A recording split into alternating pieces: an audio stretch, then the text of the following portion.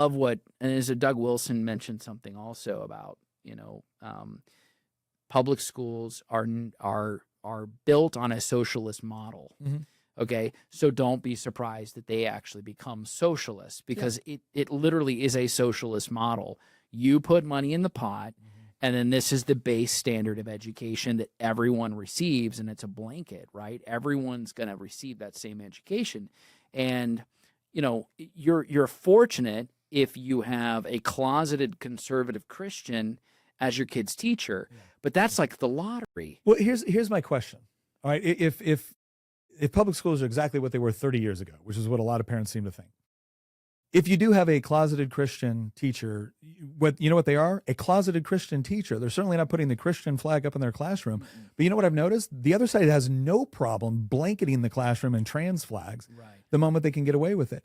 And so here's what I want people to understand.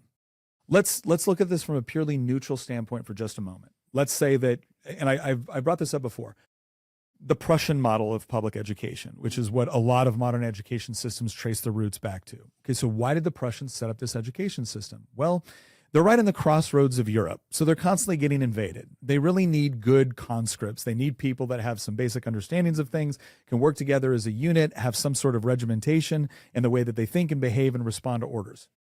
I am totally sympathetic to why the Prussians thought that was necessary. Because if Napoleon's shown up every 5 minutes to kick the crap out of you, you're probably going to, so I get it. Yeah. I get it. Now, let's say that you have wonderful people running that system.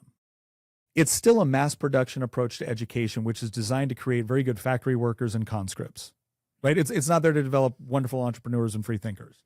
It's there to establish some level of conformity, which within civilization, some level of conformity makes sense. But that's if it's neutral, or if it's just managed by wonderful people. Now, let's say you are a Marxist, a postmodernist, a deconstructionist, a critical theorist. Let's say you're someone that read Antonio Gramsci and totally buys that the only way that we're going to actually take over a Western civilization and convert it from free market capitalism to representative government is over to the Marxist utopia.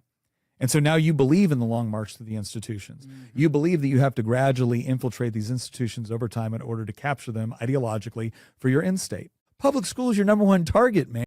Totally. Like, this is the part that I just want people to understand. I'm not saying for one moment that every teacher, every principal, every administrator, every counselor, I'm not saying that at all.